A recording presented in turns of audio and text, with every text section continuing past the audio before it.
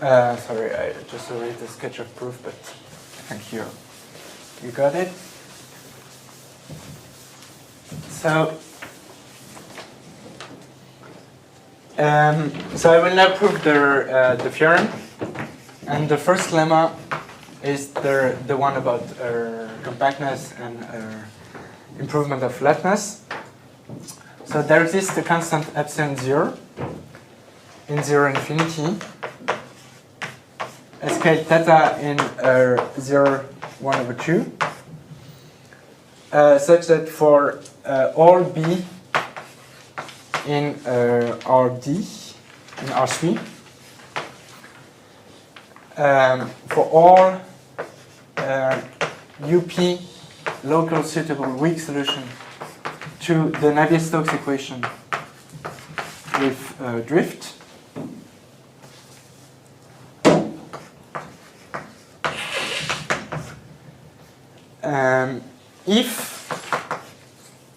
if two things, so the first thing is the integral over q1 of u cube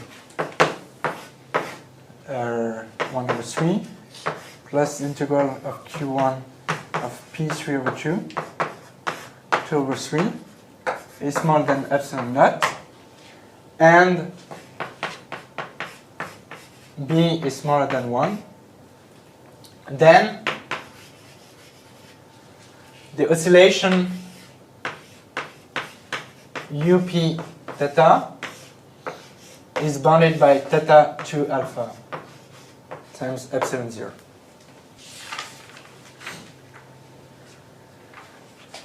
Okay. So the definition of the oscillation is here, and again I stress that the mean in P here is only under space ball B0R, and the mean here is on the whole QR.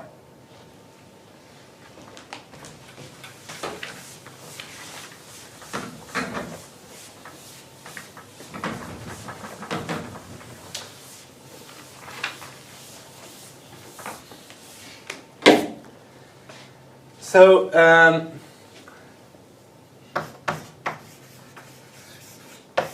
for the proof, like this morning, the first step is to consider the limit equation and to have the bound for the limit equation.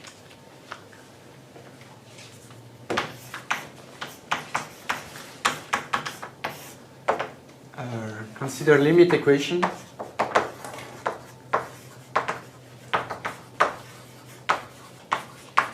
And fix, so the goal is to fix theta and alpha.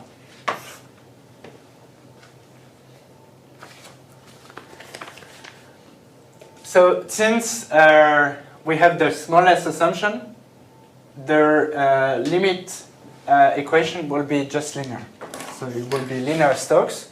So dtu plus b dot gradient u plus so minus Laplacian u plus gradient p is equal to 0 and divergence u is equal to 0.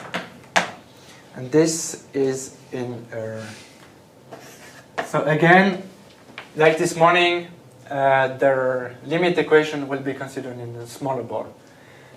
So here q 2 over 3.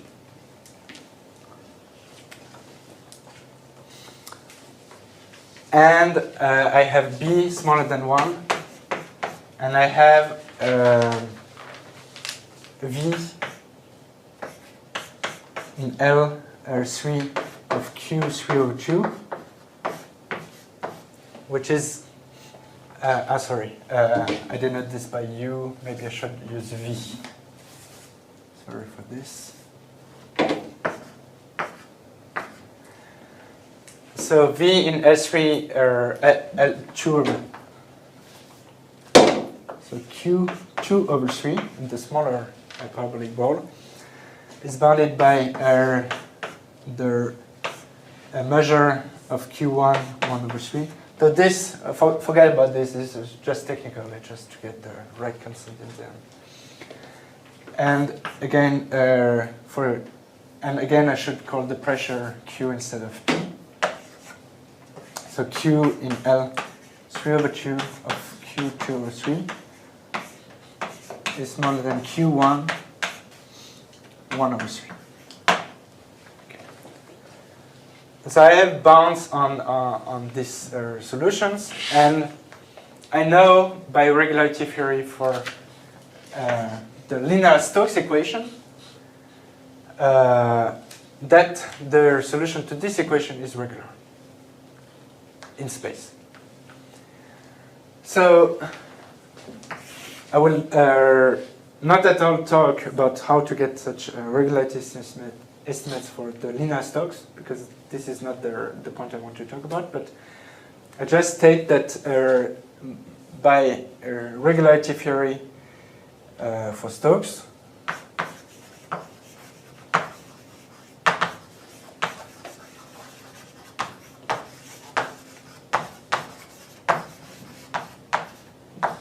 which is linear, you get that V is C13.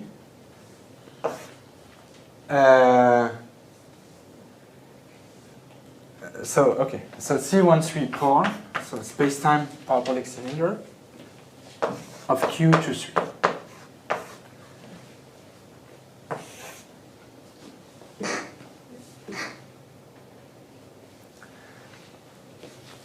And because of that, by Campanato,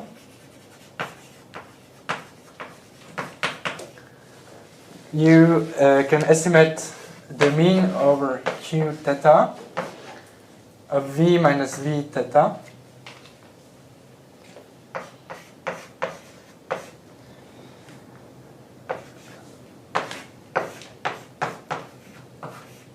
which is smaller than a constant times T2 or 3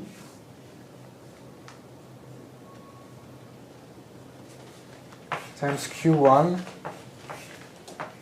2 or 3.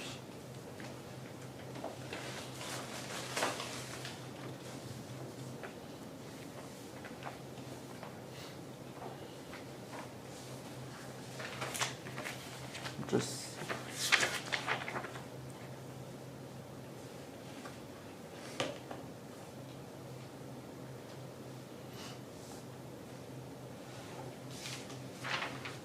yeah, sorry. I think I forgot something when I stated the characterization of the Campanato or Campanato characterization of Hölder continuous function, which was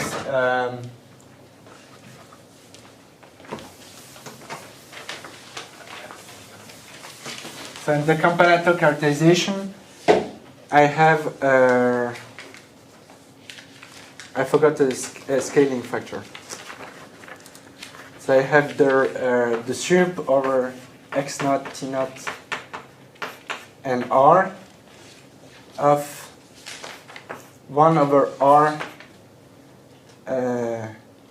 alpha times p qr x naught, t naught, the mean. And then the rest was correct, smaller than infinity. I completely forgot this factor. So sorry for that. And now I'm noticing because we're...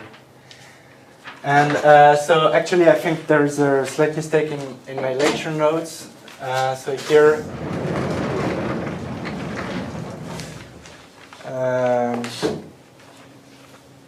I'm wondering whether this is 1/3 or 2/3 now.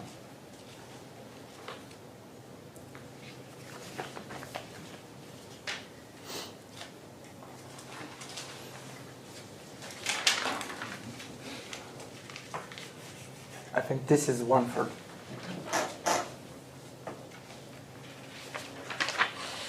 No, sorry. No, it's 2/3.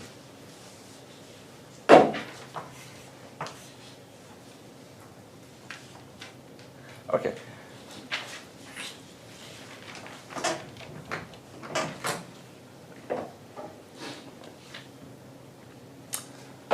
Okay, so there, so we can estimate this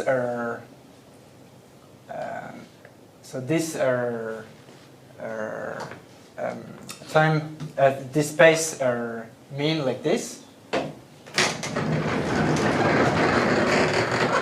So for their velocity,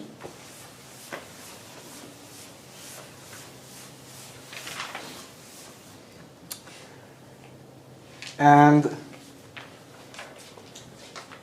so the reason I'm slightly confused is because of the parabolic parabolic Holder continuity, which is alpha, exponent alpha for time, and 2 alpha for space. So I must say, I don't really remember now if it's the alpha for time or alpha for space here, but I will stick to my notes. I think it's correct in my notes. So I think here it's 2 for. So, okay, so this gives me the estimate for the velocity.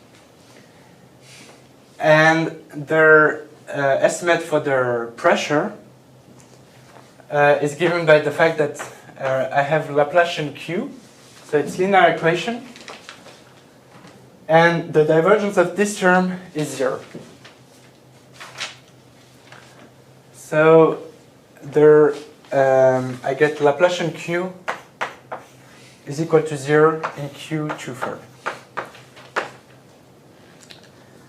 So by the regularity for the linear equation, I have that, so in space, so regularity in space,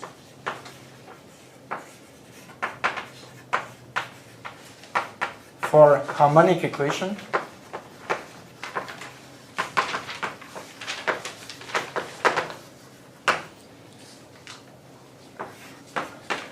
so I get the integral over Bezier theta q minus q theta t. So I'm applying this for fixed t. I'm considering this equation, and I'm using Lipschitz regularity theory. So this is smaller than c theta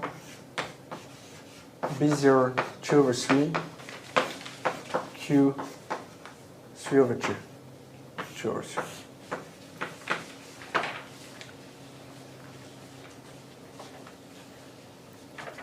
And now I can integrate, so this is for fixed t, and I can integrate this in time. So if I integrate in space and time, I get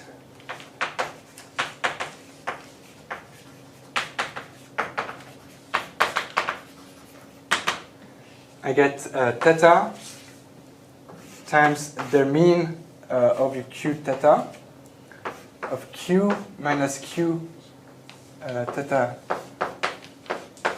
at time t, 3/2, times 2/3 is smaller than c theta 2/3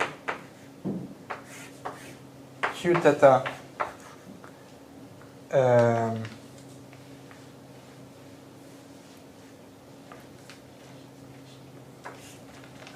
q 2/3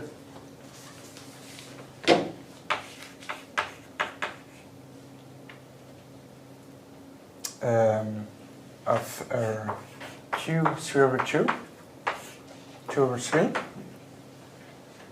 and all this is then smaller than a constant c1 times theta 2/3. So I call this here c0 times theta 2/3. So I call this constant c0, and I call this one c1. So I will do that later also, estimate separately velocity and pressure. And now I will choose theta, so I fix alpha smaller than 1/3. And I will choose c0 theta 2/3 plus c1 theta alpha/3 smaller than 1/2 theta 2 alpha. Yeah, I think now there.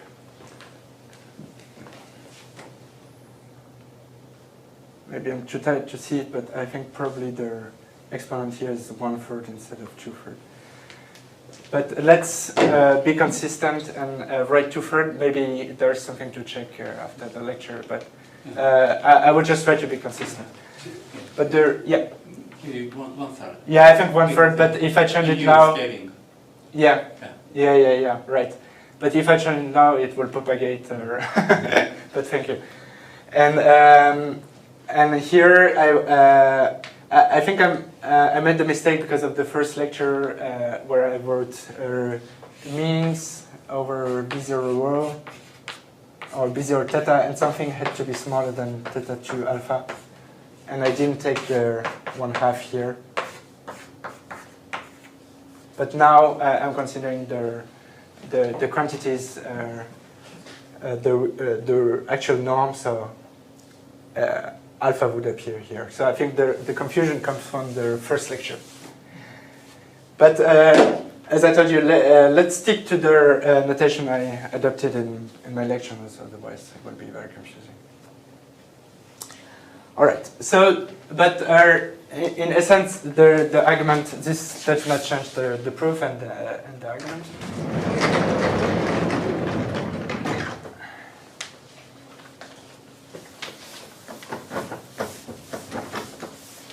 So the key thing is we choose alpha smaller than 1/3, and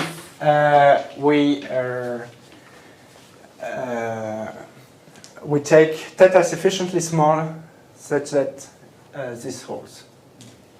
And again, as this morning, we'll do a contradiction argument. So there, step 2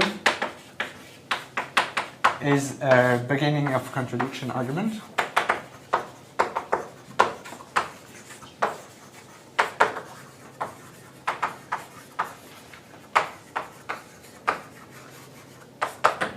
Okay, so I will assume that I have a sequence epsilon k, which goes to 0, which corresponds to the smallest parameter, and the sequence of functions uk, pk, which are local suitable weak solutions to the Navier-Stokes with drift, and I also have a bk, which is smaller than 1. And I assume that UK 3,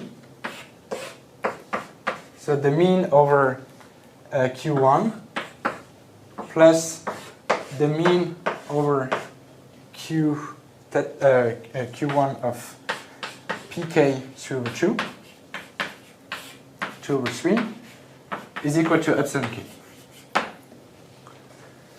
So this is one thing, and the second thing is that my inequality in the end is false.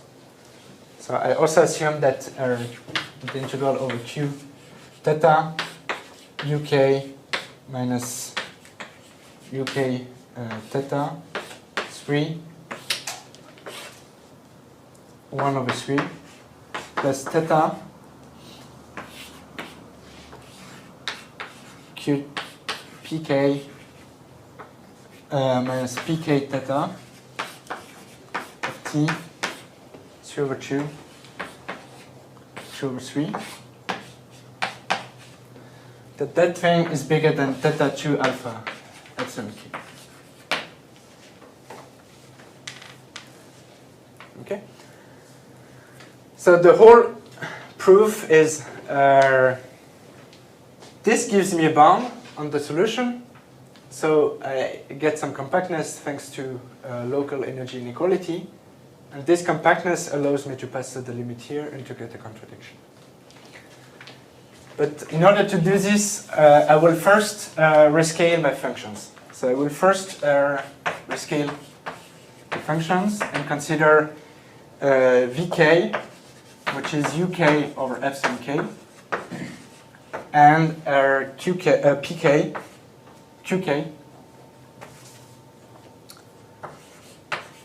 which is pk over epsilon k.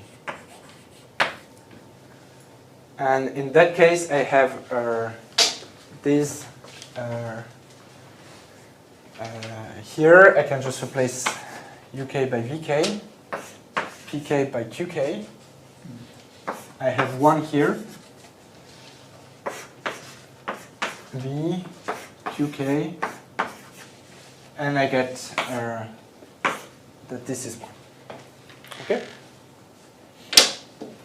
So now it's much easier to use the compactness properties. So VK, PK, QK is a local suitable weak solution. True. So instead, so this is kind of different this morning. Here we just divide the solution by epsilon k. We're not rescaling the solution. So it's a weak solution to Navier-Stokes with drift.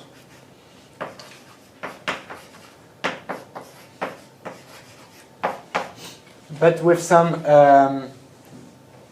small nonlinearity.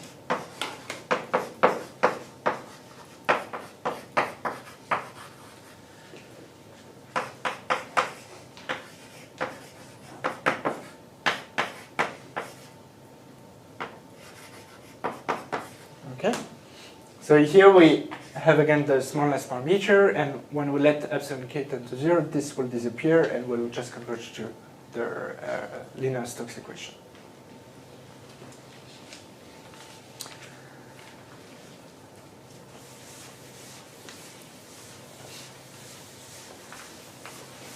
So by just using weak convergence, we already know from the bounds on the solutions.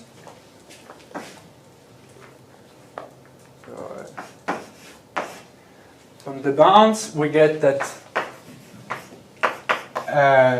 V converges weakly in S3, and QK converges weakly in S3 over 2.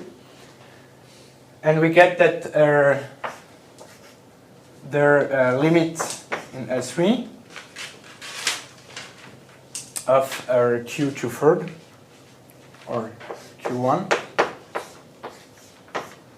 is smaller than the lim inf of the VKs. And this is bounded, and in the same way for Q in L3 over 2 is also bounded by 1.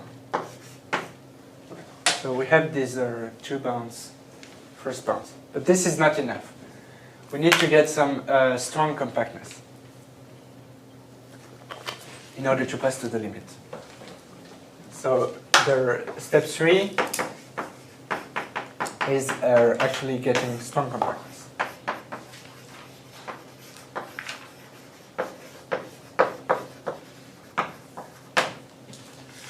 So in order to get strong compactness, so this is quite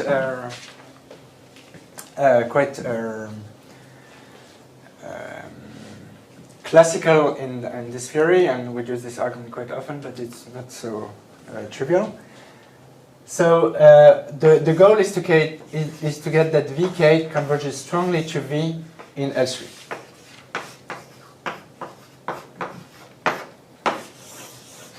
So this is the claim. Okay. And so from the local energy inequality, which is satisfied by Vk and Qk, you know that, so I don't write the whole inequality again, but we have that the integral over R3 of Vk dot t square phi dot t plus 2 times the integral between -1 and t over R3 of gradient V square is bounded by some space-time integrals, but the space-time integrals only involve the u cube and p times u. So all this will be bounded uniformly in K because Vk is bounded in S3 and Q is bounded in S3 over 2. So we have a uniform bound times phi. So we have a uniform bound on this local energy, thanks to our assumption. And this local energy, you see that I control the solution in. So from this, you get that Vk is bounded uniformly in L infinity in time, L2 in space, intersected with L2 in time, H1 in space of Q 2 over 3. And Qk, and yeah, so this is the first result. So Vk uniformly bounded in that space.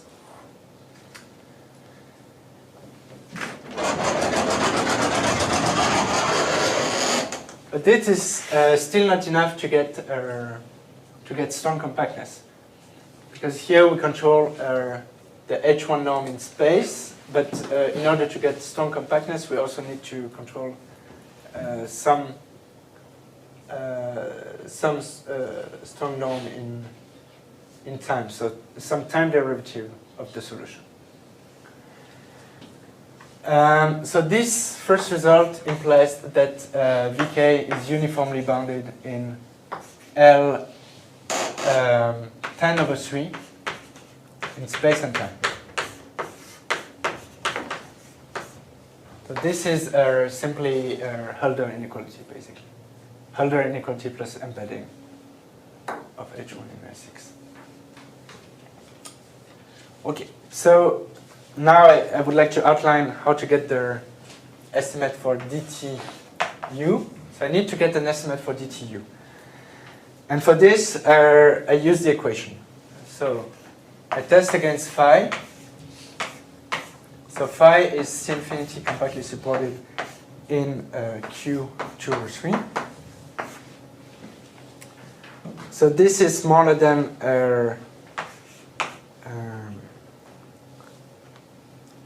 so here I use the equation.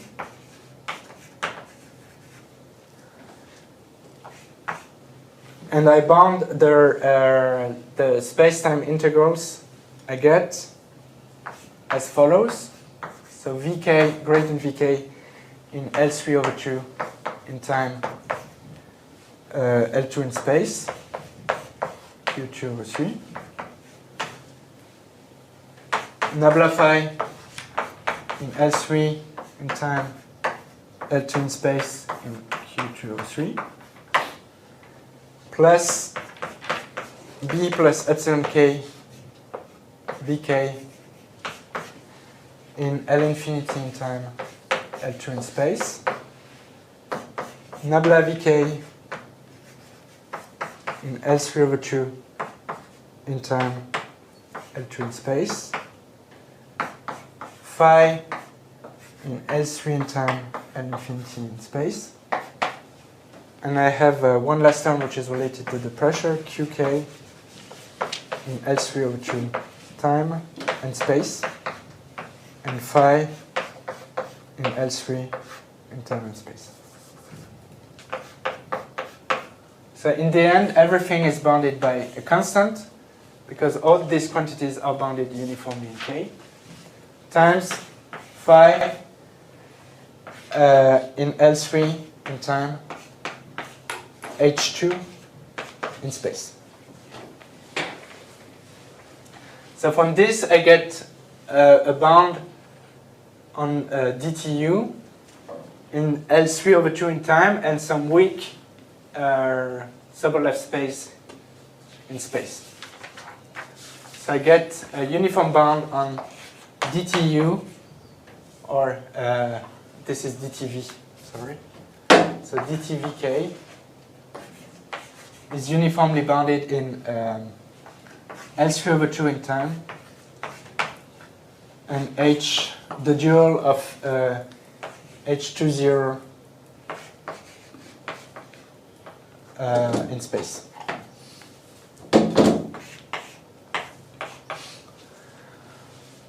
So the important thing is I have a bound on space derivative of Vk in some LP space, L2 space, and I have a bound on a time derivative of the solution in some LP space in time and some weak space in space.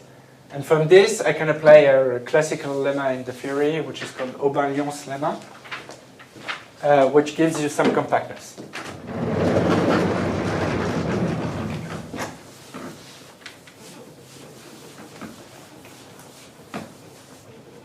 So by Aubin-Lyons,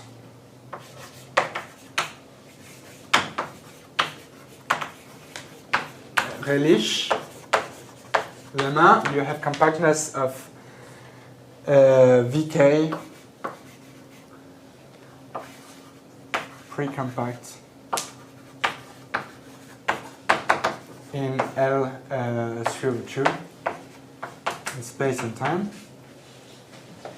And so from this plus interpolation, so plus Hölder,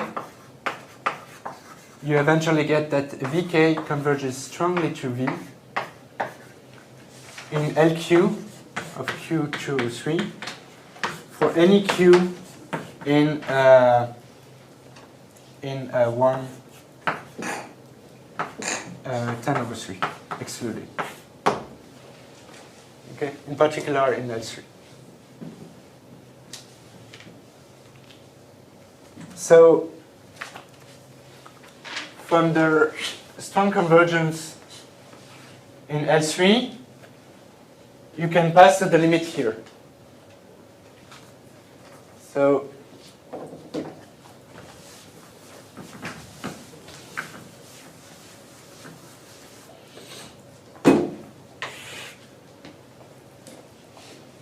now the next step is passing to the limit and getting the contradiction.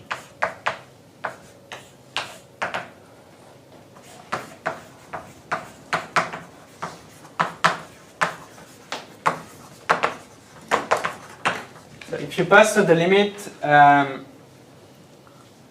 so you can take the lim sup in this equation and get that theta 2 alpha is smaller than, so the lim sup, so the first term is converging. So you have the mean over q theta of v minus v theta 3, 1/3. And then plus theta times the lim sup when k tends to infinity of the mean of qk, qk minus qk theta of its time 2/3, 2/2, 2/3. Okay. So you still have to analyze this term. So this term will control using the velocity. So we need to control the pressure.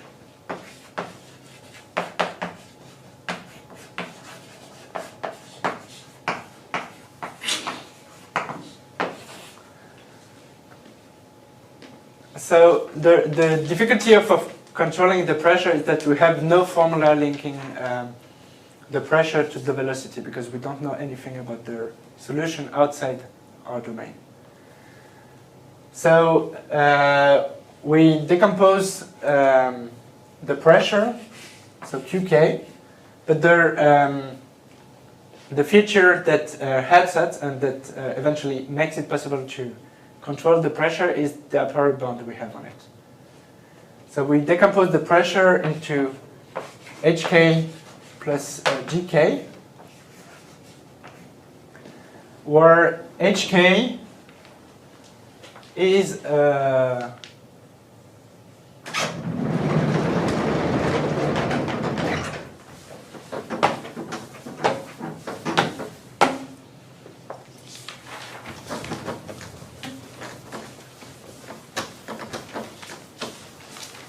So HK is the solution to the harmonic. Is a harmonic function in Q2 or 3, and GK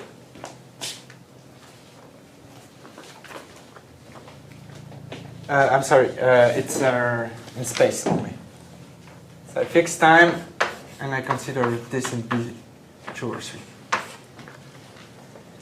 And I'm also imposing that the mean over B0 to 3, B0 theta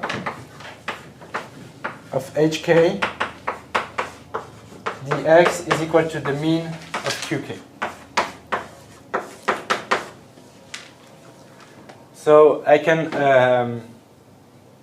HK is defined up to a constant, so I can always define it like this. And minus Laplace, so GK is solving a boundary value problem.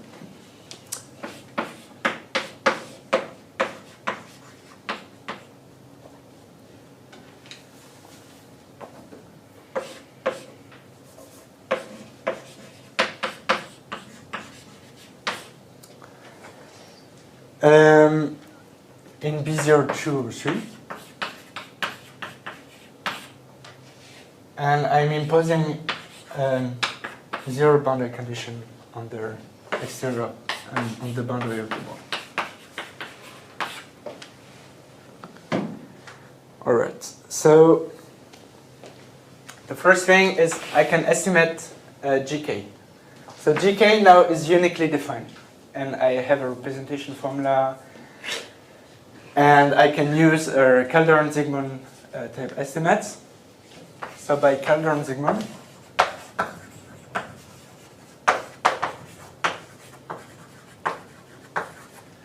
I have that nabla GK in L9 over 8 in space, B0, 2 or 3, is bounded by VK. So it's actually there is an epsilon k here, because there is epsilon k in the equation. So their nonlinearity is weak. Don't forget this epsilon k in the equation for the pressure. So epsilon k, Vk dot gradient Vk in L9 over 8. Okay, and so I can bound. So now, if I integrate in time,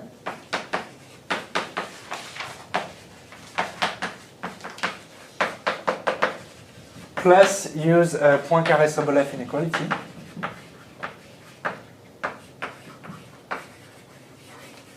I get that the integral over Gk 3 over 2, 2 over 3,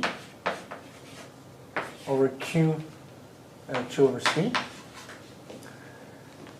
is bounded by, of course, the quantity,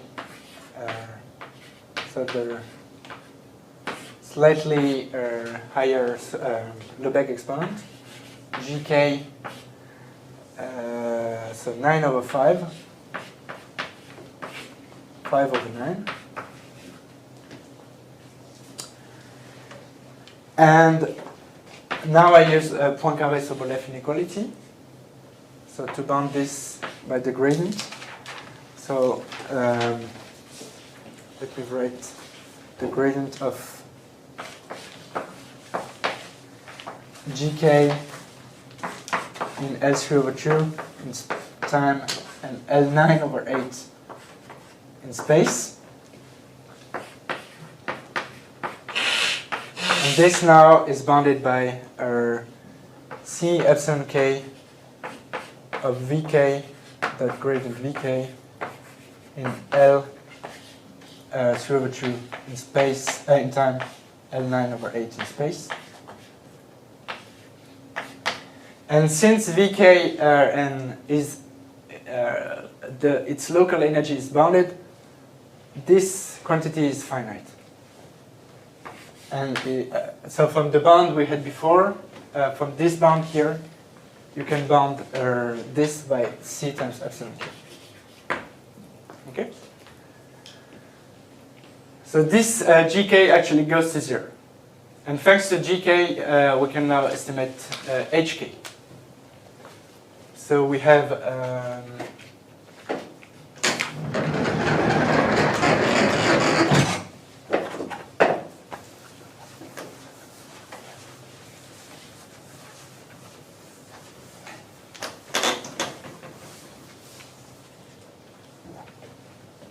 okay. So we have so hk. You use just regularity for harmonic functions. So for hk, by the Lipschitz estimate we wrote before,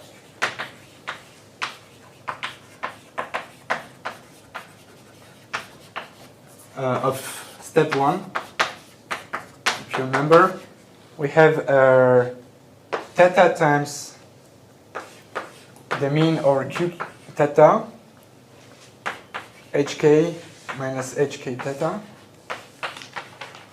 t 3 over 2, 2 over 3 is smaller than c t theta 2 over 3, q 2 over 3, qk 3 over 2, 2 over 3.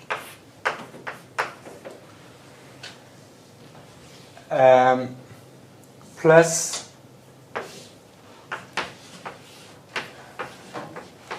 two over 3 of gk.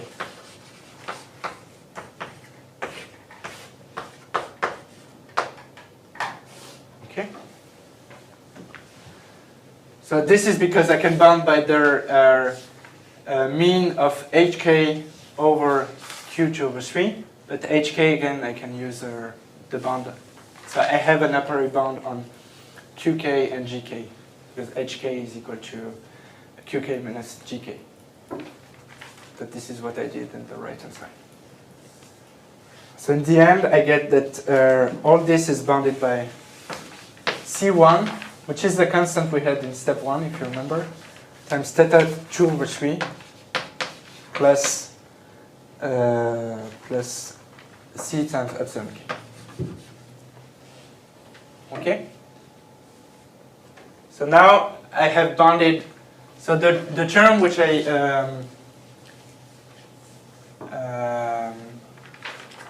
so when I pass to the limit, yeah, here. So here this is a limit term, so this is good, and now I can bound this term. I can bound this term by C1 plus something which goes to 0. Okay? So here, if I go back here, I can bound all this by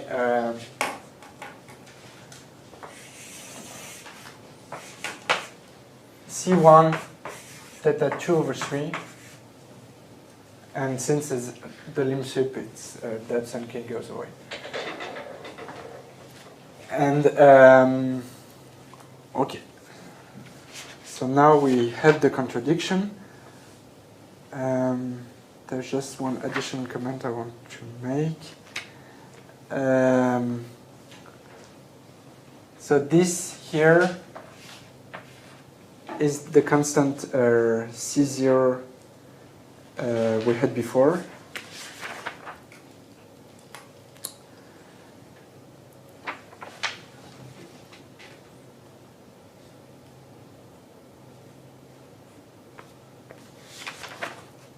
For some reason, I cannot remember now, but so you get, in the end, you get C0. Okay, so sorry, no. This term here, by their Stokes by step 1 is bounded by C0 2 over 3 by step 1. So all this is bounded by C0 plus C1 theta 2 over 3. Okay? And now you get a contradiction because we assume that this is smaller than 1/2 theta 2 alpha. So 1/2 of theta 2 alpha bigger than theta 2 alpha leads to a contradiction.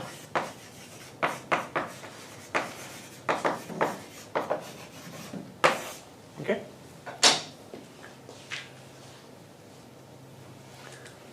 So this proves the lemma.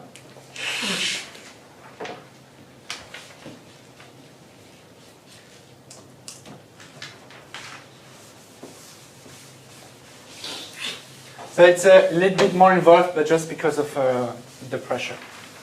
But the general idea is along the same lines as what we did this morning. So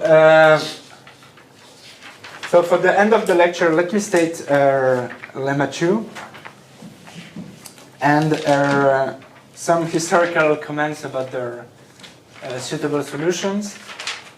And let me finish by the partial regularity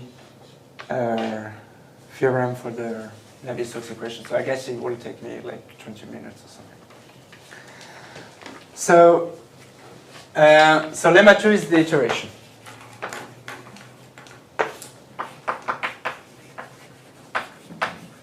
So now iteration becomes very easy once you have set up everything. So you assume that,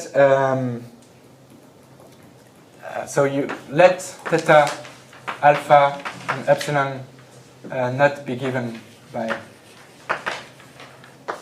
lemma 1.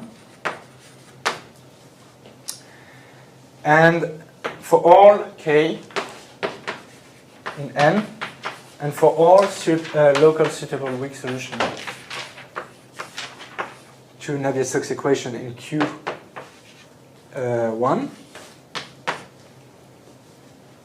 if the mean or so if the oscillation of U, P, theta k is smaller than theta 2 alpha k epsilon 0, then, and the condition, so this is 1, this is 2. So this is what replaces the smallness condition we had in the first lemma. And 2 is a condition on the B. So theta k U theta k is smaller than 1. So this will be the B, the drift. So if this is true, then you have the estimate at scale theta k plus 1. So then oscillation of U, P, theta k plus 1 is bounded by theta 2 alpha k plus 1 epsilon 0. Okay? So, so the proof goes as follows. So we consider rescale functions. So the idea is to go back to applying lemma 1, as we did this morning. So we just have to consider the right rescale functions. So U of x is the function U of theta k, so x and t, theta k x, theta 2kt, minus the mean over theta k over theta 2 alpha k, and p is P of theta kx, theta 2k t minus P theta k of theta 2k t. So this mean again is depending on time, and I divide this by theta 2 alpha minus 1 k.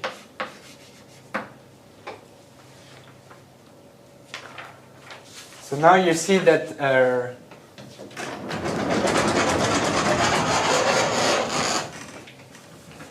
these functions are very nice because so first you have that the mean of u over q1 is 0, and so is the mean of over b01 of p evaluated at theta 2k t.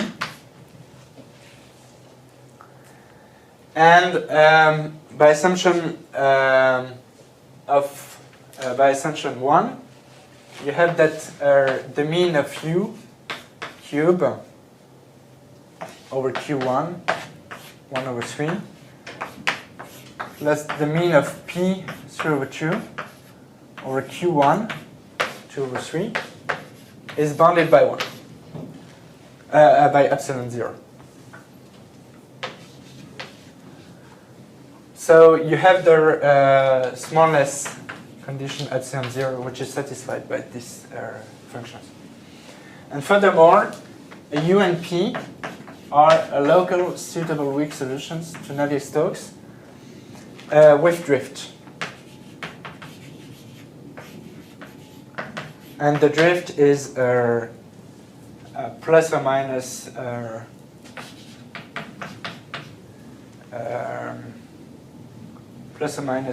theta k u theta k. Okay. So because you have all these properties, you can apply lemma 1 and get that the oscillation and get eventually the result.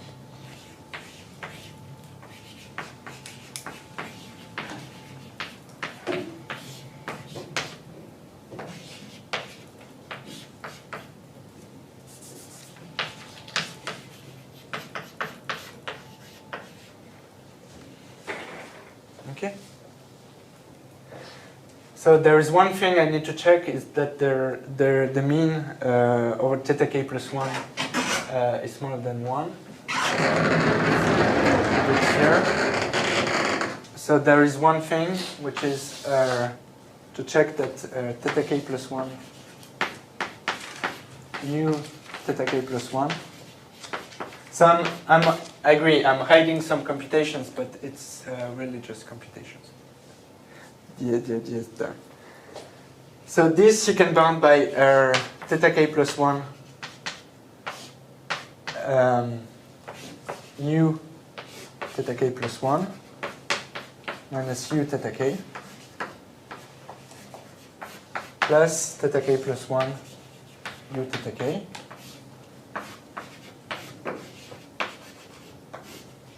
So if you take theta smaller than 1/2, you can bound this by 1/2 of theta k. So all this term will be smaller than 1/2 by assumption on u theta k. And the first term you can estimate using the oscillation. So that term here you can estimate as theta k plus 1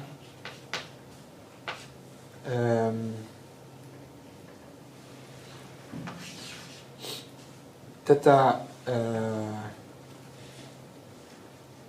minus 5 q theta k of u minus u theta k 3 1 over 3. And so this, you know, is small. So eventually choosing epsilon naught, so all this will be smaller than theta k plus 1, theta minus 5, theta 2 alpha k times epsilon 0. So choosing epsilon naught sufficiently small in the previous lemma, so smaller than theta 5 over 1/2. So if you choose epsilon naught smaller than theta 5 over 2, then you get that all these inequalities finally, all these quantities are eventually smaller than 1. Okay. So here you need to make a right choice of epsilon in the previous lemma. So you can always make epsilon smaller. Okay? Because theta is fixed independently of epsilon. So this ends the proof of the iteration lemma. So everything, the whole work is done in the first step, basically. Okay, so let me do some comments about regularity.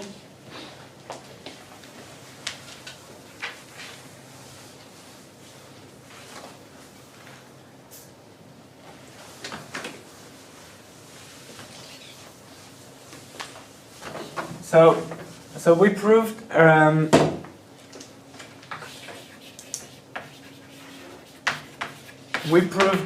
regularity in C alpha norm. So we proved U in C alpha parabolic. But actually, you can get that our solutions are much more regular in space. Not in time because of the serine example, but in space you can get much more regularity. And this is due to work of serine, Strover. Okay, so there are many people working on this. Ladizanskaya,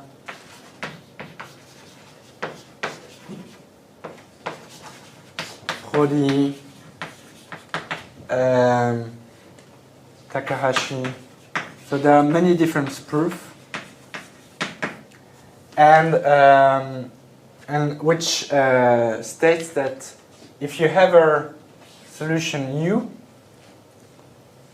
in L infinity L2, so L infinity in time L2 in space, intersected with L2 in time L2 in space of Q1,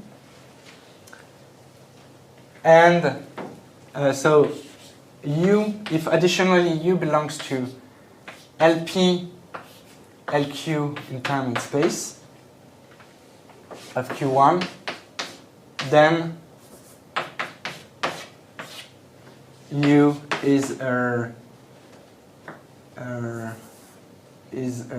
belongs to C infinity in space of Q1.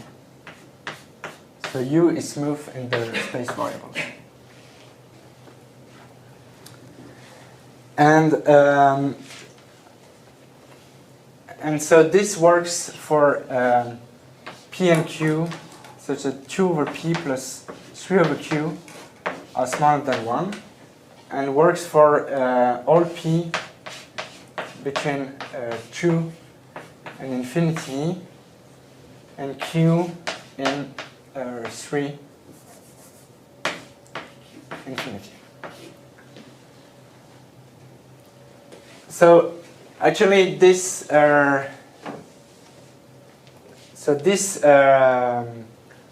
smoothness, you don't know a priori that it holds for the solution we're considering, because if you take any solution like this, you will only get that it belongs to LP or LPLQ for 2 over P plus 3 over Q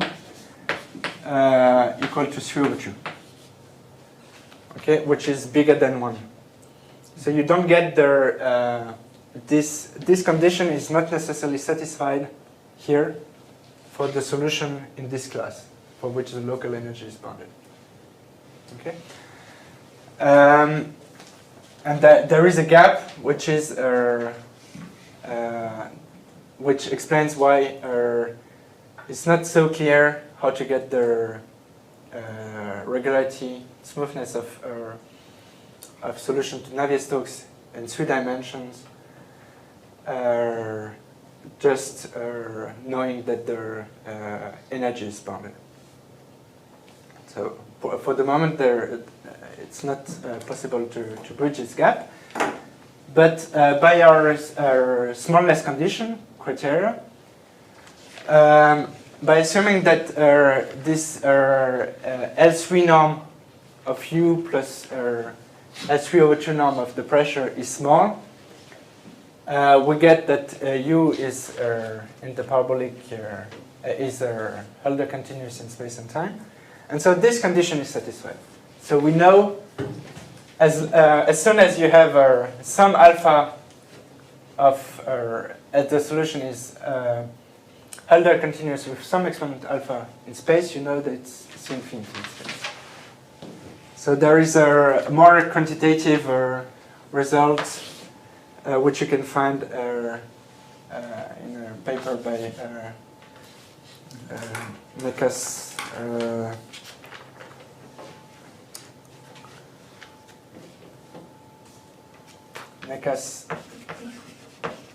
Rosica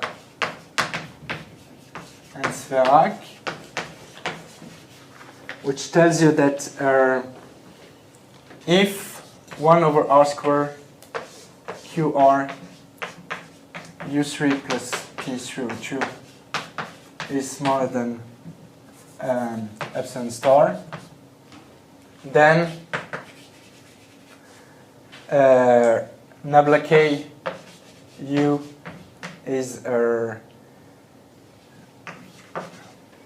in the parabolic cylinder, so space-time parabolic cylinder in Q1 half, QR over 2 bar, and you have that the supremum of Bldg U of QR over 2 is smaller than R minus 1.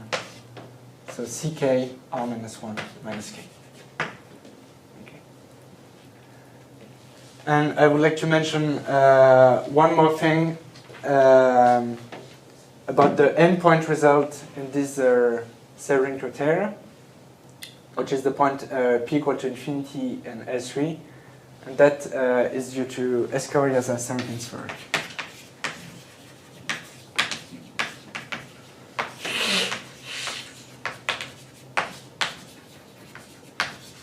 Okay. So if some of you need to leave now, of course you can just take 5 to 10 minutes more to tell you a bit about the history of the results and about the partial regularity.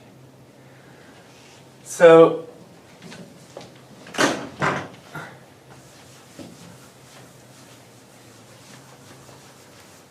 excuse me. yeah.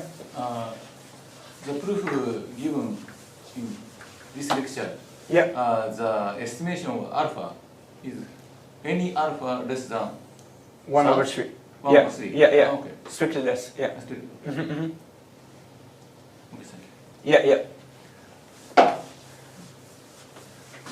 And this is because we are assuming integrability for the pressure in L3 over 2 that we get there. And strictly less is because of the compactness argument. Okay, so just a word about the history of the result.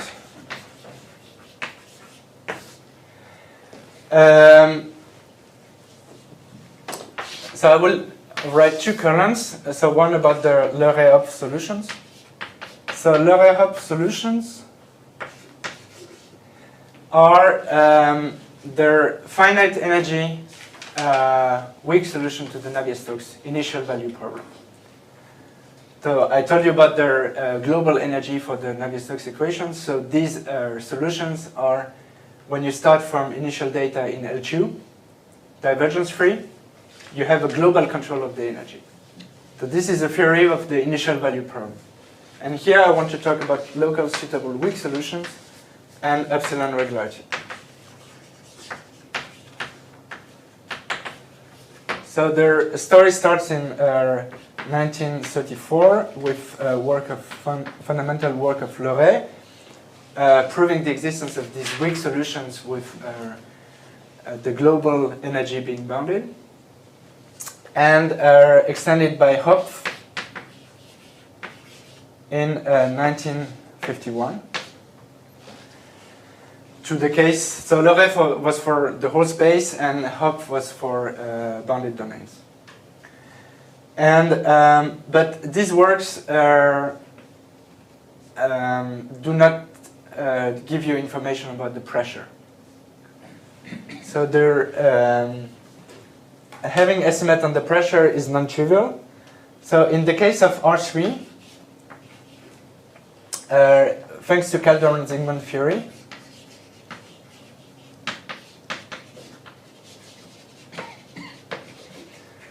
you have that, so remember the pressure is solution of their minus Laplacian is equal to divergence U gradient U.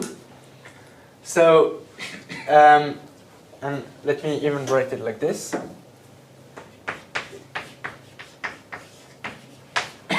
So if so we know that if the local energy is bounded, or the global energy is bounded, we have U in L10 over 3 space-time. So U squared is in L5 over 3 space-time. And so P is expected to be L5 over 3. So in the case of R3, you can prove this. But until the work of Sohr and von Waal in 1980-something, 6, this result was not known for the case of bounded domains or domains with boundaries. But they prove it also in the case of boundaries. And in the case of boundaries, it's non-trivial because in addition to having this equation for the pressure, you have boundary condition for the pressure. And the boundary condition for the pressure, in order to estimate them, you need some smoothness of the initial data. So this was for smooth initial data. And so parallel to this layer of solutions, you have the theory about local. So this is initial value problem, and this is local problem. So the local suitable weak solution. So there's fundamental work about this by Schaeffer in 76, 77. And he introduced the notion of suitable weak solutions. So solution for which you could localize, and also proved the first partial regularity results for Navier-Stokes equations. So this is pioneering work. And then you have work by Caffarelli, Kohn-Nierenberg,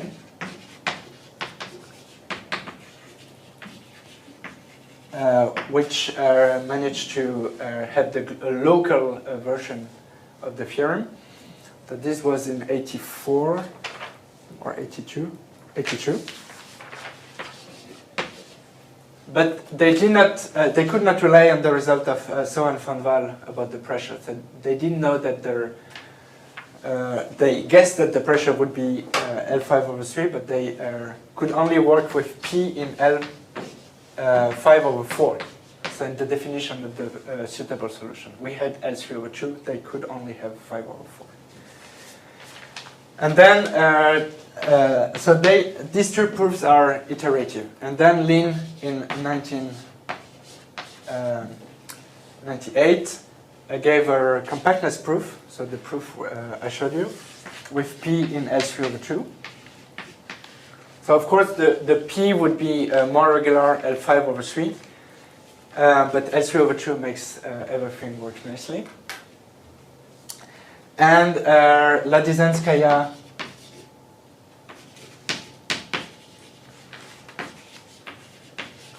and Seregin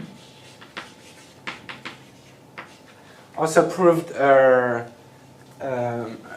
kind of rewrote the compactness proof, extending it a little bit, of Lin, in 1999. And they noticed that their L'Oreal solutions, the pressure for the L'Oreal solution belongs to L3 over 2 for any initial data, but only starting from some positive time. And also, of course, in space.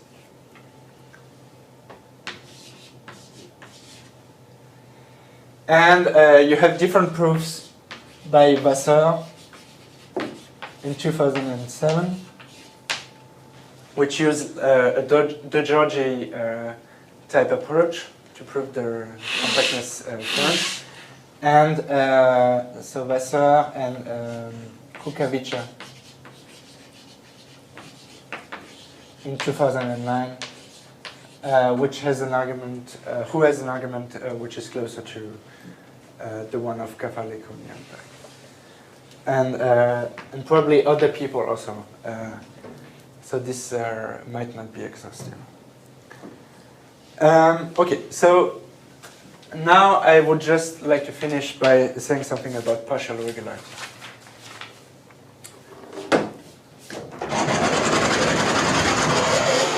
So the key idea is that you have a nonlinear equation. You control, for example, the energy, but the regularity we proved depends on the smallness criteria of some quantity. So the this quantity will not be small everywhere, and so you will only get almost everywhere. So you will only be able to get the smallness of this quantity almost everywhere, so the smoothness almost everywhere.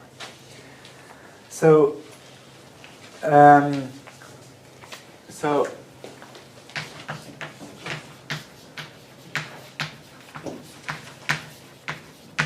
So I will not give proofs here. I will just state the result, and if you have questions, you can of course ask me. So there is another epsilon-regularity criteria, which I call the lim-sup criteria,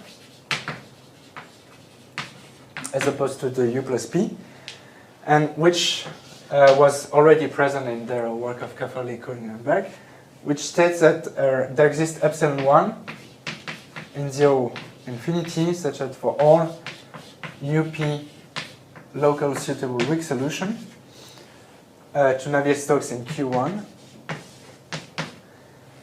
the lim-sup when R tends to 0 of 1 over R QR gradient U square is smaller than epsilon 1 implies that there exists rho strictly positive such that 1 over rho square Q rho U cube plus P 3 over 2 is smaller than epsilon star. So the epsilon star is the one of the lim-sup lemma. So that basically tells you that if this lim-sup is smaller than epsilon 1, then the condition, the smallness condition of the U plus P epsilon criteria, which we proved before, is satisfied. And if this is satisfied, then your Hölder continues in space and time. And why do I state this result? Because this result has the important implication which follows.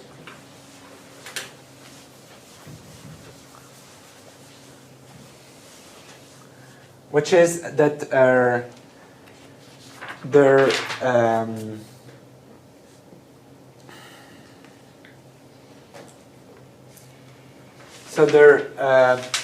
parabolic host of measure H1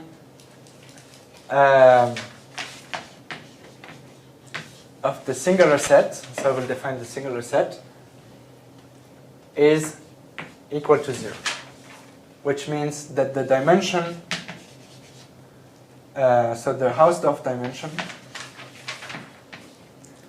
of the singular set is smaller or equal to 1. So let me just make some comments about this. So the singular set typically is their set of points of their space-time at which the solution is not smooth. So I say that a point xt is regular if there is a point, so xt in Q1 is regular, if there is a point, if U belongs to L infinity of QR xt for some R.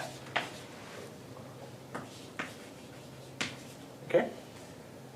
And xt is not regular, is singular. If U does not belong to L infinity QR xt for any R, because it's, so U is singular basically if U is not, xt is singular basically if xt is not regular. And I define S as the set of points xt is singular. So we don't know actually for Navier-Stokes equations if there are blow-up points, if there are singular points, but what this result tells us is that if there are singular points, there are not too many of them. And in the sense that their host of measure, so parabolic host of measure is just defined with, instead of taking balls, you take parabolic cylinders. And this is space-time.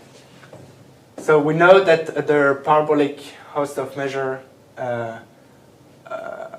of dimension with the one-dimensional host of parabolic measure will be 0 of their singular set. And currently, up to my knowledge, there is no better bound than this. And of course, not mentioning the fact that we don't know. So there are two things we don't know for Navier-Stokes equations. One of the things is uniqueness of these weak solutions in 3D. So on this, there has been some progress recently. Also using as a tool this epsilon-regularity results. So there's been progress by Jia and Sverak and numerical simulation by Guillaume and Sverak, proving that probably there is non-uniqueness of these L'Oreal solutions. And the second thing we don't know is whether there are singular points or blow-up points. So this gives an estimate about the size of the set of singular points, but up to my knowledge, we don't know better. So I will stop the lectures here. Thank you. Thank you very much for attending the whole lecture.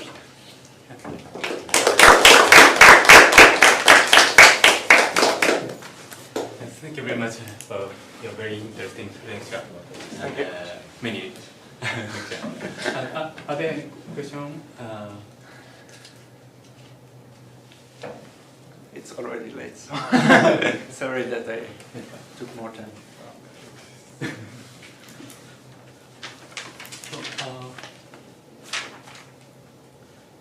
Okay, you consider Navier-Stokes. Is it still a thing, or because I turned the mute on? But Hi. is it still is the question part of the video, or? Please switch off. No, I mean It's okay. as you like. Okay, so I can turn on if you like. Yeah. Okay, so you consider Navier-Stokes drift equation for. That is okay. That is because you need to estimate difference. Yeah, yeah, because I have the estimate. I have the difference between between u theta k. So let's say a time variable is not here, minus the mean of theta k, and I have the nonlinear term, so u gradient u, and so yeah. Okay, so you just replace. Okay, so mean value is constantly in space, so. Yeah, You just modify. Yeah, this mean value is constant in space and time. Oh, okay. Yeah, not like the one of the pressure. Yeah. Yeah, so you. Yeah, when you write the argument, you have to be a little bit careful about this. Yeah. I mean, if there are other questions, I'm available to answer them, or if you don't want to ask them. And I'm staying for the week in Kyoto also, so if you want to discuss, you're welcome to. Yeah. Okay, now let's thank the lecturer, Christophe, again. Yeah.